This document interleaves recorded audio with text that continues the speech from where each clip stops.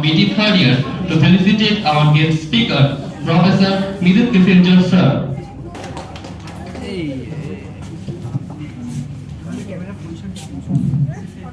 I would like to call Vidisha Chakraborty from BT second year to felicitate our principal, sir, Dr. N.C. Ghosh.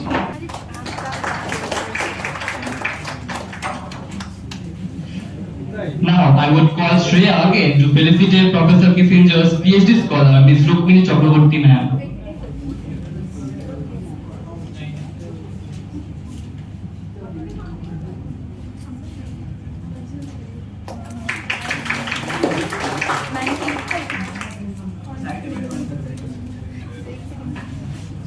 Now, I would like to request our guest speaker, Professor Meidad sir, and our principal, Dr. N.C. Ghosh sir, to kindly be seated on the dais.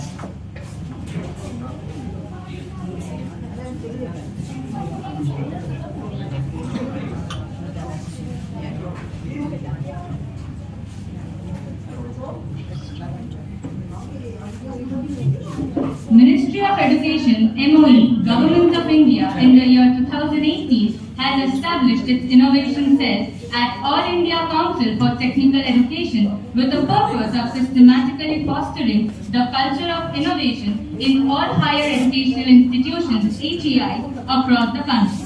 Ministry of Education through MOE's Innovation Cell, MIC, launched the Institution's Innovation Council IIC program in collaboration with AICTE for HEI to systematically foster the culture of innovation and startup ecosystem in educational institutions.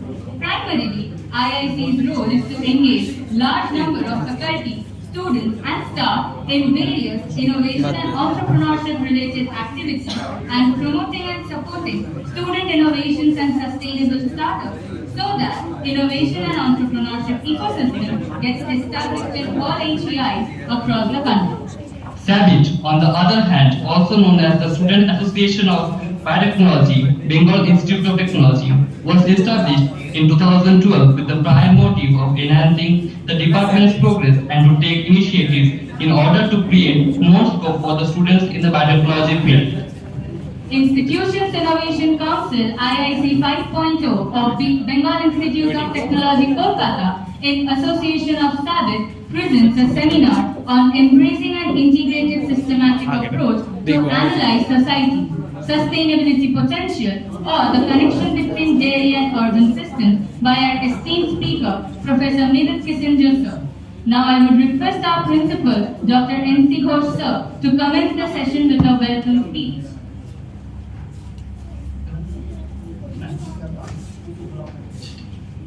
Yes, sir.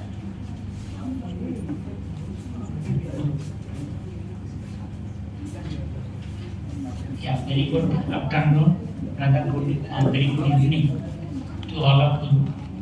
So I, on behalf of Bengal Institute of Technology, heartily welcome Professor Meidad Kissinger and also his PhD scholar, Miss Rukmini Chakraborty. Yeah, I heartily welcome both of you to this campus. And we have with us, in addition to that, our HODs, all faculties and students, mostly from biotechnology department. So I'm happy that this program is organized by IIC, means Institutions Innovation Council, which is a part of this institute, and Sabbit. Sabbit means Student Association of Biotechnology. BIT is Bengal Institute of Technology. So they are jointly organizing this activity. So today's program, when Dr. Tapon Pal said that okay, Professor Kissinger is coming to India and he will visit some of the places and he will interact with the faculties, and I was happy that okay, so he has taken this drive to interact with us, and he has kindly agreed to deliver a talk. So so they have introduced Professor Kissinger. He's okay. Let me just say that he is associate professor and head of the Department of Environmental Geoinformatics and Urban Planning Sciences, Ben-Gurion University of the Negev, Israel. So before coming over here, in this room, we had a discussion with him. How can we extend our collaboration from biotechnology to other areas? So we had a few words. I think we will just explore it in future, talking with his colleagues over there. So we will also love to interact with you in a bigger scale.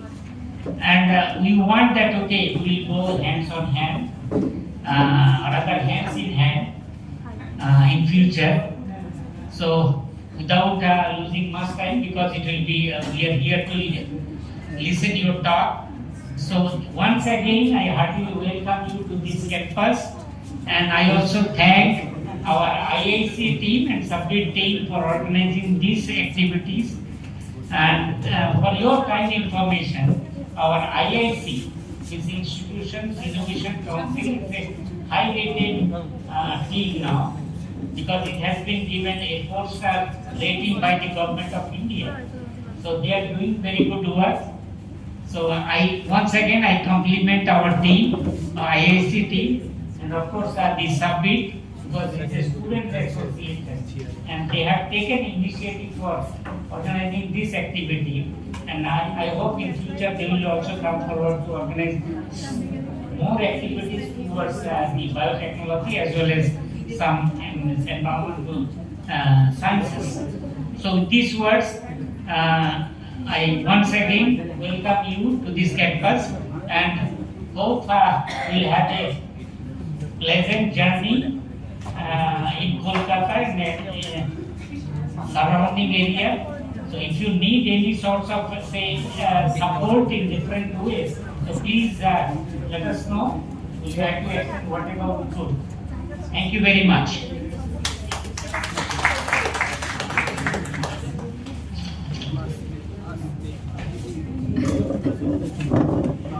Now, I would request our Principal Sir and Professor Kissinger to take back their seat in the audience. Professor Kissinger is a sustainability scientist specializing in biophysical accounting and sustainability policy and planning. He is the head of the Environmental Geoinformatics and Urban Planning Sciences Department and a member of the Goldman Sonnenfeld School of Sustainability and Climate Change at the Ben-Gurion University of Negev, Israel. He is leading the Sustainability and Environmental Policy Research Group and chair of the BGU Green Campus Initiative. He holds a PhD from the University of British Columbia. His research explores a variety of linkages between human activities and the natural environment, with significant emphasis on the interspatial and interregional perspective of sustainability. He uses or develops biophysical, that is land, energy, water, waste, and sustainability accounting tools such as footprint analysis, life cycle assessments, materials flow analysis, etc., and examines the policy implications of human-environment interaction at several spatial and cross-spatial scales. So, without any delay, let's welcome our guest speaker, Professor Meidad Kissinger, sir. Over to you.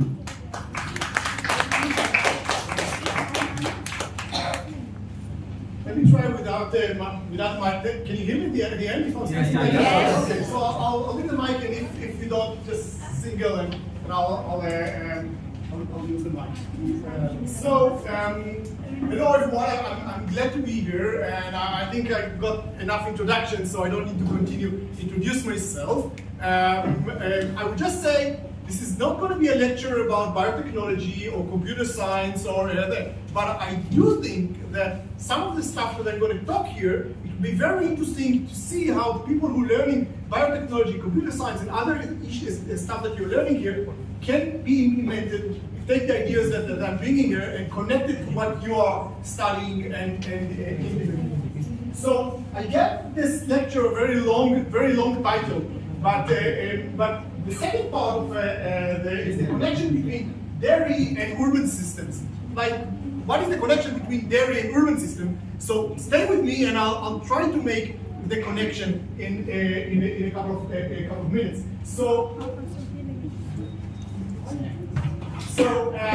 basically, as you heard, I'm coming from Israel, from the Ben-Gurion University, and one of the interesting things about the place that I'm coming from, working on, live most of my life in, is it's a tiny place, it's a tiny country. I know we're getting you hear about us a lot in the news for different reasons, but it's a tiny, very small fraction of the size of West Bengal there. And if you're looking at the state of Israel that is located in the Middle East, 2/3 of it is our dry land. So 2/3 of the country are desert, basically. And my university, located in the southern part of the country, around here, in that desert, and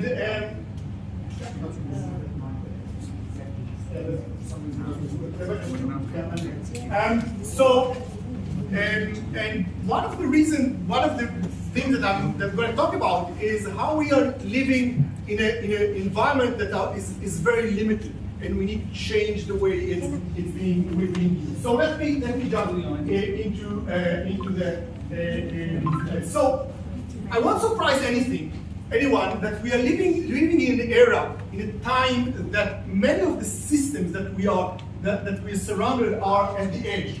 We're getting these signals every year, and different events that in the past we used to have once in a decade or once in a generation. Now they're coming every few years, and sometimes every year.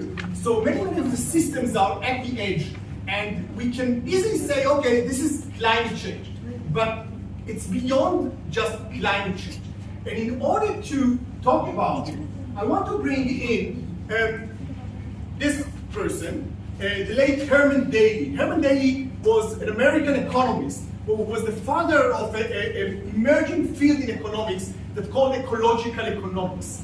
And what Herman Daly suggested, out of many things that he did, is the idea that we are living in a world that is changing from an empty world to a full world. And bear with me at this. So look at three terms that we need to consider: natural capital, human capital, and man-made capital.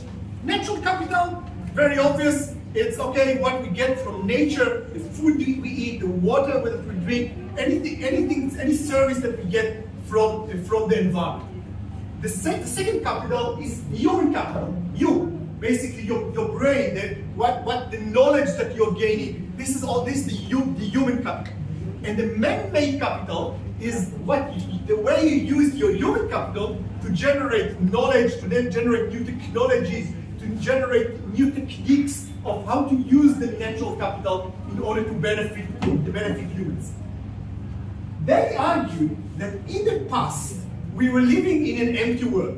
It was empty from people. Okay, there were many less people living around, but it was also empty from human capital and human-made capital. So the limiting factor of human development was human capital. The natural capital was abundance. We had a lot of it, and the limiting factor was the human capital. Now we are moving to, or maybe we're already there, in the era of full world. And according to Daly, the era of full world is an era where, look at this fisherman. In the empty world, we were able to fish only the fish that in the upper layer of the sea or the lake. The human capital, his ability to generate this new technology was very limited. Now, in the full world, according to Daly, we got to the point that the limiting factor of continuous development is the natural capital, because we have managed to develop the human capital to a level that allows us to basically use all the natural capital. And the system at the edge that I mentioned before, one of the reasons that these systems are telling us that something is wrong here is because we're using a lot of this system to the extent that they can't support us anymore. Which means that we need to change the way we are acting. We need to change the way we need to change the way we are thinking about those systems. And the good news is that slowly, at least at the research level, we see this change slowly happening. So let's see a few points. So more and more studies, and I'll show you empirical studies in a minute, are moving from analyzing a point in the system to analyze the entire system. So we're not looking anymore only at the end of the pipe. We're looking at the entire system to understand why at the end of the pipe there is certain pollution or certain. We need to understand how the entire system. The spatial scale. We moved from local scale to economy that is global at the global scale. So the analyzers, when we're analyzing the systems, we need to find ways to make the connection between the local and the global, between the global and the local. The focus. In the past, the focus was mostly on production. Let's make a production system more efficient. Let's reduce the impact of production. Now we are moving more and more to understand that there is also the consumption zone. And if consumers would change the way they consume, it will reduce the impact on the system. If I'll choose to go to work using transit or taking the bike, it will be different from driving the car. Or if I'll choose to eat certain product versus another product, it will have another kind of implications. Social environmental interaction, we realize that it's not only about environment, it's not only about technology, it's about people, and it's about the people's needs and society. So we need to bring them into the discussion. And in order to take all these ideas and directions into account, there's different tools that are being evolved, and I'll show you some of them in a minute.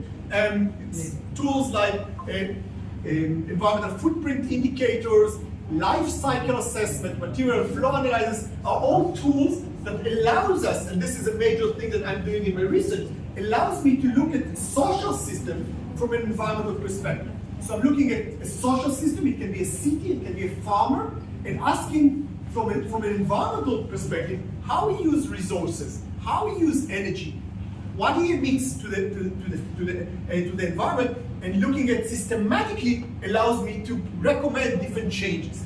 So let me take you another step forward and tell you two stories, two tales, which will present basically two separate studies, and we'll see in a few minutes. Ask yourself if there's any connections between the two systems that I'm going to describe here. The urban system and this dairy system. So let's start by focusing on the first research. And the first research that I'm going to describe, following these ideas of systems and full world and that I mentioned before, is an urban system. And I'm going to use a term that's called urban metabolism. The idea of urban metabolism is that we can look at cities as human body. As humans, we need energy. In order to have this energy, we need to have food, we need to have water, and our body is working, otherwise taking its body and give us the energy to act. Cities can be viewed the same thing. Cities, from a biophysical perspective, cities are giant organisms that basically consume and rely on the flow of resources into the different activities. They use these resources to create, to allow them to function, to give us the standard of living that we want to live in. But this activity generates byproducts from the city activities to the nearest environment, to the regional environment, and to the global environment. Which take us to another terms that we need to consider here, which is interregional sustainability.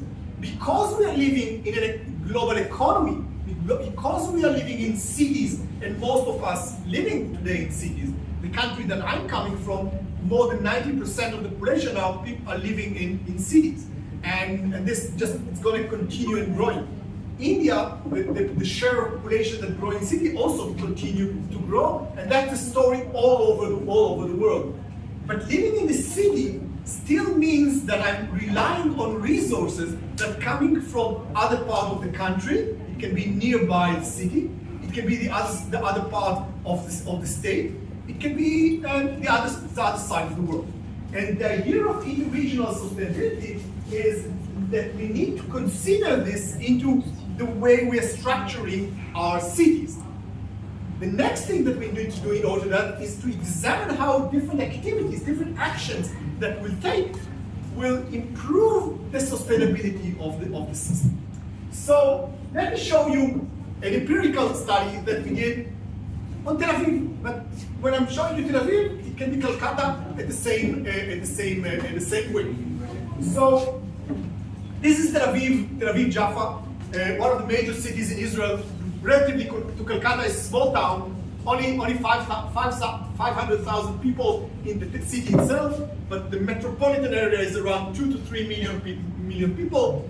Similar here to Kolkata, we have a major city and many other suburbs. And again, different scales, but still a major city for a small country like Israel. Now, this is how Tel Aviv look when you look when you follow the photo. But I would argue that Tel Aviv can be viewed like that. This is how Tel Aviv look when you're looking at from an urban metabolism approach. And let's break that chart into we have the local level. And like any other city, we have the local level, and you have consumption within the city. Some of the materials are coming from, so for example, in the case of the city that we are analyzing, some of the electricity is being manufactured in the power station that's located in the city. We consume different materials, and we generate some pollutions that stays within the city boundary. Eventually, so we have the local scale. We have the local scale, and that local scale relies on the regional scale. So a lot of the materials that the city use are coming from out of the city, still within the country. In our case, within Israel. You can see the electricity, most of the electricity generated in power stations outside the city of Tel Aviv, in other parts of the country, generating electricity and supporting to the grid. And I won't be surprised if that's the case in Kolkata as well. Not all the electricity is produced within Kolkata. Probably some of it is produced in other parts of the state or the country. And let's jump another step. And when you're looking at that, so the city rely on resources from the regional scale, and it emits emissions to the regional scale, and also to the global scale. When you're talking about the global scale, look here at that arrow. So electricity in Israel, until a few years ago, was mostly made out of coal. Okay, coal is not being mined in Israel. It's being mined overseas in different parts of the world. Israel imports the coal, and there's a lot of emissions that goes to the atmosphere and solid waste from the mining of the coal. So now, this is the city of Tel Aviv, but it's not enough to look at the city of Tel Aviv at that level, because some of the emissions of the city of Tel Aviv happening in the other side of the world, and this is that level. So basically, when we're looking at cities as a systems, now we can analyze the specific components of the urban metabolism. And if we analyze the specific components of the urban metabolism, we'll be able to understand what are the hotspots, positive and negative hotspots, that we can advance policy and different technologies in order to improve. So, for example, still in the case of Tel Aviv, this is the regional material used, or this is the material used from the region, and this is the material used from the global area. If I move to the emissions, so these are the local emissions within the city. These are the emissions that are within the country. And look at the amount of the emissions that goes out to the global scale. So most of the emissions related to Tel Aviv activities are not within Tel Aviv, are in other parts of the world. Some of them might be in Kolkata, in order to produce materials and that are being consumed in Tel Aviv. Let's just look, for example, on the green this section, which is related to emissions that related to food. Remember that, I'll get to that in a minute. Now we analyze the system, the urban system, from a metabolism perspective. Now we can use this material, this analysis, in order to generate a model that allows us to see what will be the implications, the potential implications of implementing different changes. So the first thing that we did, we took different measures that are already under discussion in Israel, already discussed in Tel Aviv and in the state of Israel. Changing energy efficiency in terms of electricity, increase renewables, move from coal-based electricity to natural gas, and so on.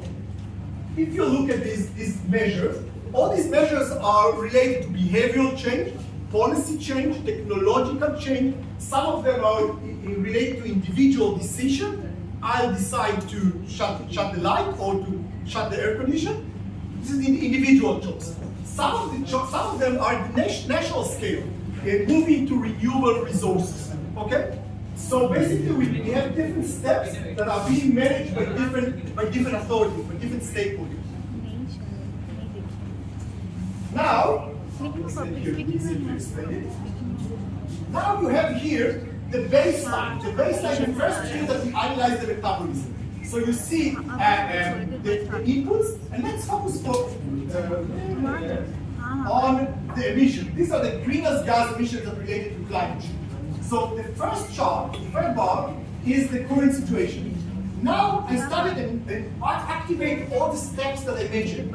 More renewable resources, move from coal to natural gas, and other. So very good news, I can see that if I do that, I can reduce the emissions from here to here. But there's time is moving on, and basically one of the things that happens all over the world is that we have more people.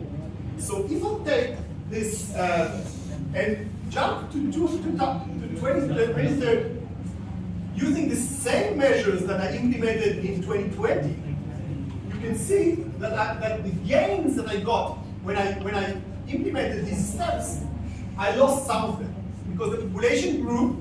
There's more people, they're consuming more materials, the metabolism of city has increased. So it means that I need to implement more measures, and the measures that I plan to implement are not enough. So what we did here, we collected measures from different parts of the world and said, let's see if we'll implement not 10% renewable resources, but 20 or 30%. If we'll implement more measures, how it will affect. And one small thing that we haven't analyzed before, and you can see here, is if people in the city of Tel Aviv will decide to use and to eat less animal products, dairy and meat, reduce it by 30%. Now we can use it and run it again and see what will be the expected implication in 2030 after the population has grown. That's again focusing on greenhouse gas emission in this case, although you can see it for the other materials, and you can see that if we implement these advanced measures, we'll be able, even with the population growth, to reduce the emissions. Enough? Probably not enough. But at least we can do, by implementing these measures, we can reduce and change the metabolism of the city. If we take this short story and see what we're getting out of it, basically we can see a few things. First of all, we see that looking at what's going within the city is not enough. Any city relies on resources that come in from other parts of the world. And we need, and municipalities, governments, and so on, need tools that will allow them to see what will be the implications of implementing different measures. And not only throwing and trying different there. We need to analyze and model the contribution of different specific changes. And I haven't talked about the financial thing of it, but it's clear that each of these steps need to be also analyzed from a financial and political aspect to see what can be implemented and what not. And then, basically, that we need to acknowledge that the change in the urban metabolism can reduce the impact of human activities at different scales. So this is one story. I jump to the second story. And the second story, although it sounds like a very, very different story, is not that different. For the last few years, one of the things that we are doing in my group is we are analyzing different systems. And one of the systems that we are analyzing is dairy production in Israel. A couple of words about the dairy production in Israel. Small country, no harvest, no place to pasture for pasture land, very limited around pasture land. And 100% of the dairy is local. How come? I'll show you in a minute. But basically, one of the things that happened in Israel is that we managed to generate a very efficient dairy system. Cows that support a lot of milk, and in order to do that, it's a very advanced system that allows farmers to make a living out of dairy production. But we looked at dairy production from the same approach that I mentioned here, embracing a systematic approach to analyze what's called the life cycle of dairy production. So, quite often when you're thinking about dairy and environment, we would think about things like that. We probably would think about sewage, we probably would think about the different byproducts of animals related to animals and so on. But from a life cycle systematic approach, when we're looking at dairy production, basically we need to think about other things. We need to think about the emission related to growing the feed, to shipping the feed, whether it's local or global. And so there's many other points with the environment that when we're embracing this systematic approach, we can should identify and analyze. So this is how Israel dairy system looks like when you analyze it from a life cycle assessment approach. Very similar to the city system that I showed you before. So we have inputs of energy, of water, of land. We need to grow the feed locally and abroad. We need fertilizers and pesticides. We need water. We need grain in order to feed the animals. Then one stage. Then we are preparing the feed. Then we get into the farm itself. So we have different inputs and emissions at the cowshed level, at the farm. And then we have different emissions, that byproducts that are coming out of this process, sewage, manure, and so on, and a series of emissions factors that are coming out from the system. Looking at the dairy system at that scale allows us basically to analyze those hotspots. Where are we doing fine, and where are the problems? So, looking at Israel dairy system, so what you see here, and this project has evolved throughout the year. We started with a small amount of farms, and now we are covering a big chunk of the dairy farms in Israel. So more kind of talking about hundreds of farms now that we're collecting data from, and see how each farm acting and which farms are doing better than others. So what you have here in this chart, you have here a summary of the results of this study. So the range of land, water inputs, energy, greenhouse gas, and air pollution related to the production of 1 liter of milk. So let's focus, for example, on land. So you can see that the land inputs in Israel for producing a liter of that compared to the world, this is the range of the world, is very, very low. Because we are not using pasture. Because we are feeding the animals, and although some of this feed is important, we need a very little amount of land compared to the land in other dairy systems. Look at greenhouse gases emission. You can see that this is what's going on in Israel per liter of milk, and this is the range in the world. So you can see that the system is relatively very efficient compared to other systems in part of the world. So one country can also already learn from how things are happening in other countries. But the challenge is to reduce that emission even further. So we need to analyze the system even further. So when you look at water, for example, you see that most of the water are not at the farm level. Most of the water are related to grow feed. When you're looking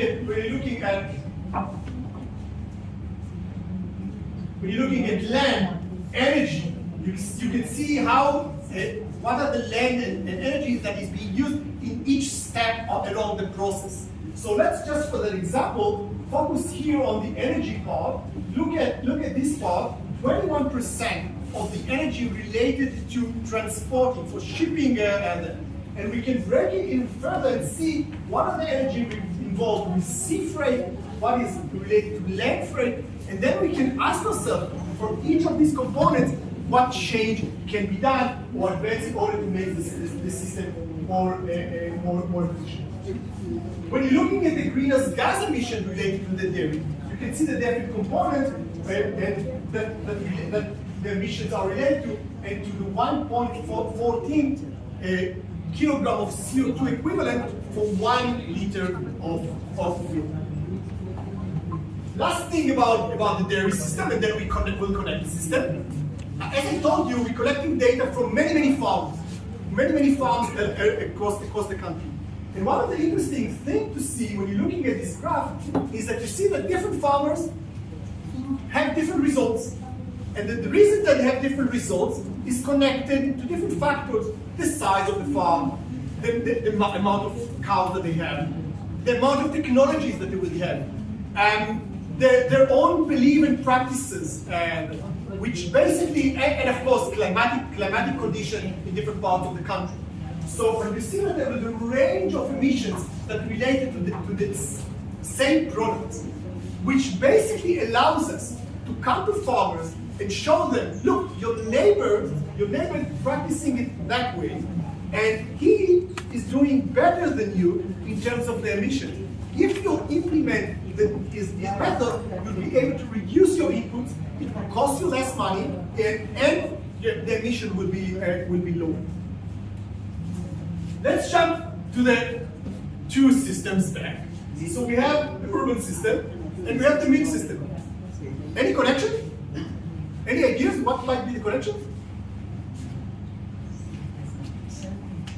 People in urban area are consuming the milk. Again? People in urban area are consuming the milk. Okay, good. One more? In urban areas, people are consuming whey protein. It comes from dairy, na? Okay, so dairy, as I said, so dairy is a major part in the urban area. Yeah, that's one direction. You can think about more connections. Both of the systems have some energy inputs and energy outputs. Like in dairy, you have carbon emissions. In cities, due to its activities, you have carbon emissions. So this is completely true. So that's one of the things I showed you, that in both cases we're talking about systems, and those systems are complex systems that rely on energy inputs and material. That's true. But one of the things that was said here, you basically focus on the reliance of the urban system on the dairy system, and this is true. This is true for sure. And if I'll jump here, so you'll see, for example, let's start from the right side. On average, an Israeli consumes 120 liters of milk, whether it's as milk or cheese or yogurt, any other there. And as someone who likes the Indian cuisine, Indian diets, you use quite a bit of dairy products as well.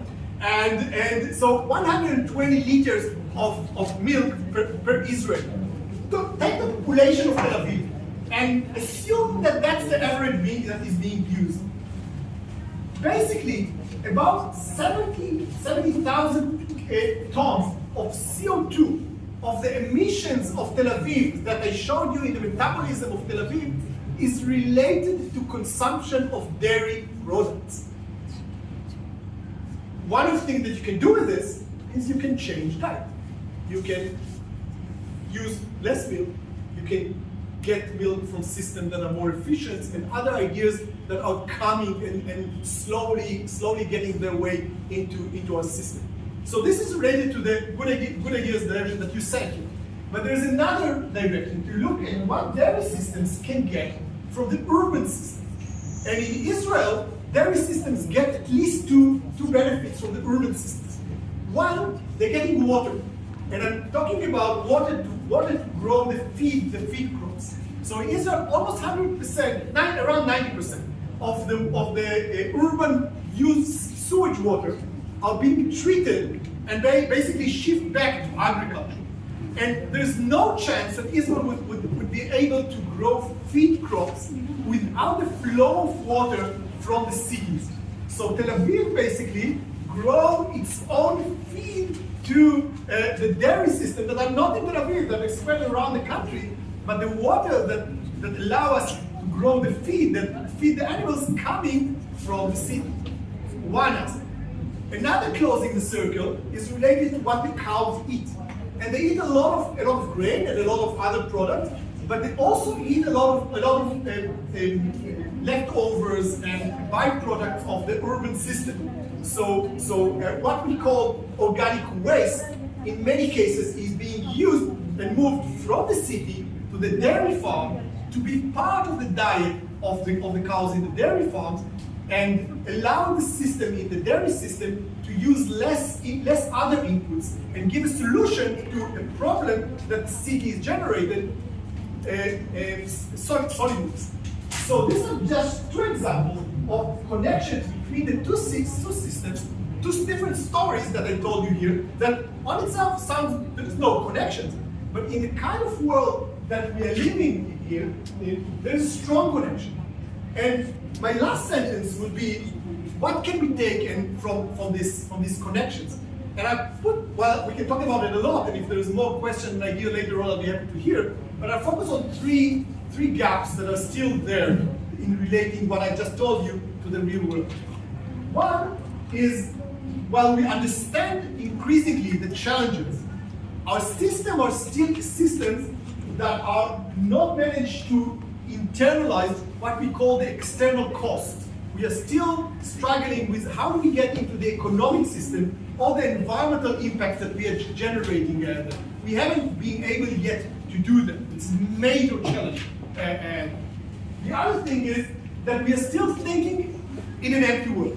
We are still not, the way we're thinking is that there will be a problem and the human capital will be able to solve it and will manage to overcome the challenge.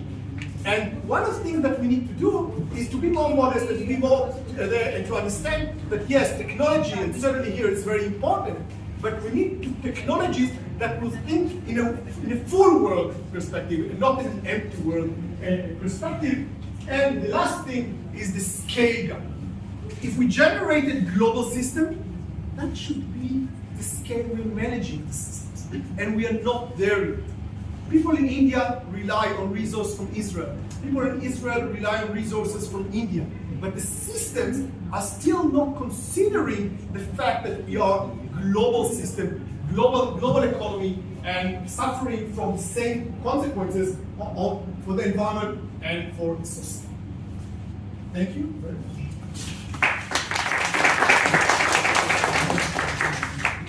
If you have any questions, any comments, any thoughts, I'm more than happy to hear.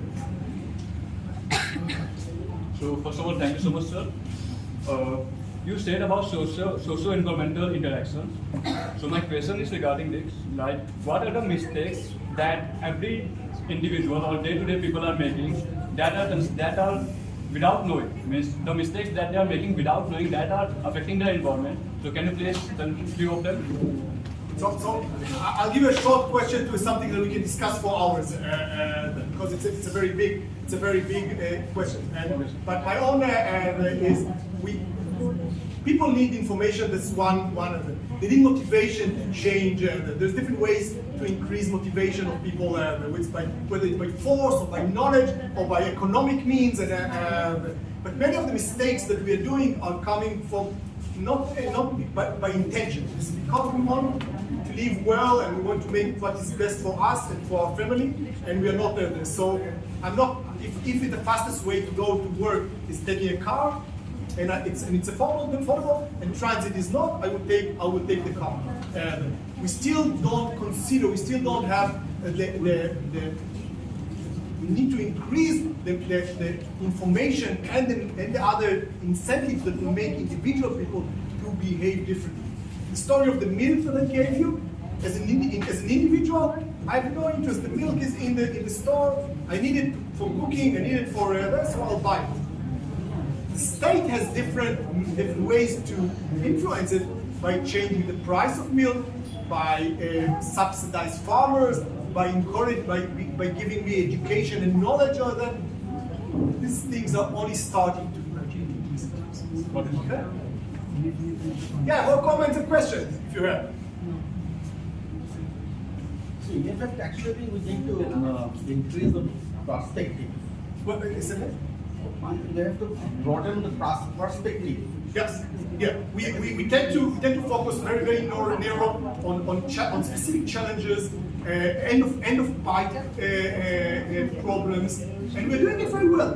And we're developing new technologies very well. But if the challenges are here, we need to look at things at different scales. And the approach that I described here, and it's again I open with that there is more and more research around the world that embrace these approaches. Whole fields of research that are embracing this system approach, this system thinking, analyze systems and allows and connect also to new technological development, new policies, and different economics, and there we are going in that direction. This is kind of the full half part of the cup, but we identified the need for it, but there is still a lot of work to do before we get it. Just started.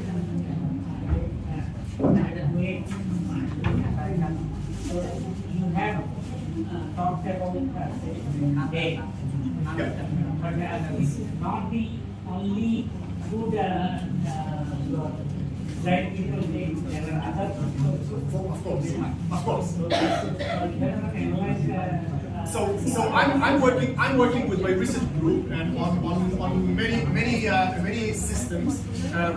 Eventually I'm one person with a large research group, but we can do it only limited. So we are working a lot with different farmers on food issues. We're working with cities on urban systems, and while they seem to be very different, they are the same. They are just social systems that are using resources and needs and motivation to change the way they're practicing. So certainly dairy is one example, and the Tel Aviv is just one example. We are working today on a range of products in Israel and abroad, and but for the rest of the people here, the reason I'm here, it's the second time I'm here in your institute, and I'm glad to be here, is because we are embracing a similar approach with collaboration with Dr. Pal and other colleagues, focusing on rice production in India, in general, and in West Bengal specifically.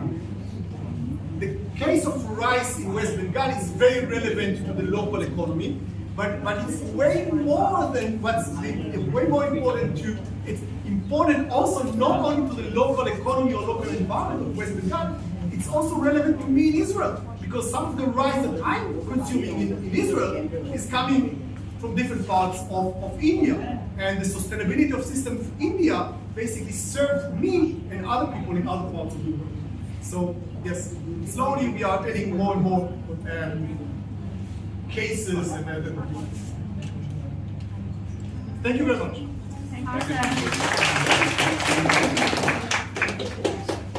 That was indeed a great session. Thank you, sir, for your kind word. Now, I would request our principal, Professor N.C. Ghosh sir, and HOD of Biotechnology Department, Professor Nityananda sir, to present a token of appreciation to our guest speaker.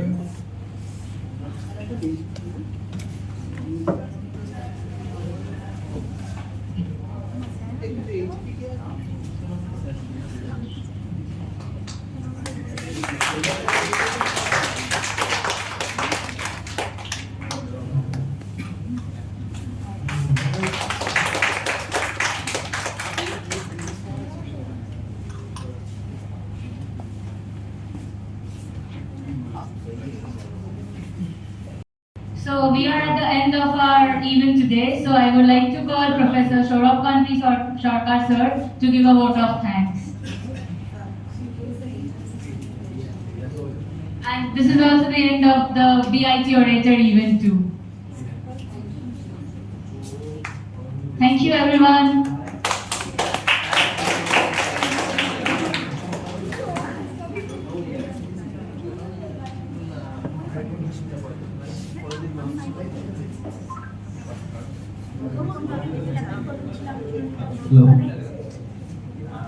concept of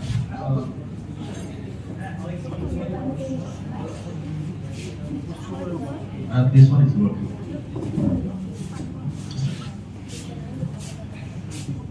We had an exceptionally informative session about sustainable development. I don't know what others received from this beautiful lecture of Professor Kissinger. All I could digest was that sustainable development is at the core, is a balance between different needs of the society, often competing and conflicting needs of the society.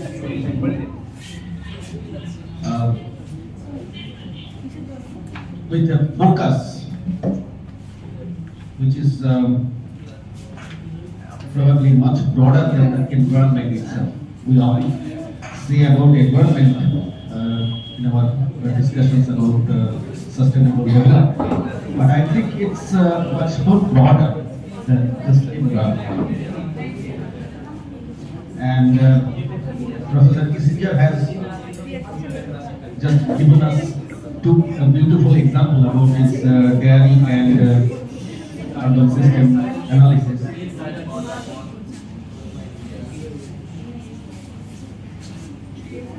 A very good, very hearty thank you for Professor Kissinger for that exceptional deliberation. I certainly hope that he will come again to our institute and give us, entertain us, enlighten us more on the subject. Professor N.C. Ghosh, as usual, has been informative about many things, and thank you, sir, for your kind deliberations. I think I have to formally say a few thanks to different people, the different heads of the departments. I don't see anyone. Then the IIC office holders, the President Dr. Meidad, Vice President Dr. Paul, and Convener Professor Debolina Pai, all other IIC coordinators, especially the calendar activity coordinator, Professor Sudipto Dotto, always attending, and Professor Bulbul Mukherjee, thank you very much for organizing such a beautiful conference here. Among the students, I think I should thank first of all Dept and Mihika for the nice anchoring. Then there is also Shreya Shen and Dinisha Chakraborty. Banner design has been done, very good banner. Sharmishta Mondo. Videography, Tuhin Kantikwaja. He actually distressed me for the sake of better photography. That goes to show how efficient he is. Photography was done by Jit Chakrat, and thank you very much. And volunteers, Rutush, Shotrik, Saptasha, Sam, and Shubhankar. Thank you all very much. And with the last request to Professor Kissinger to come again. Thank you very much.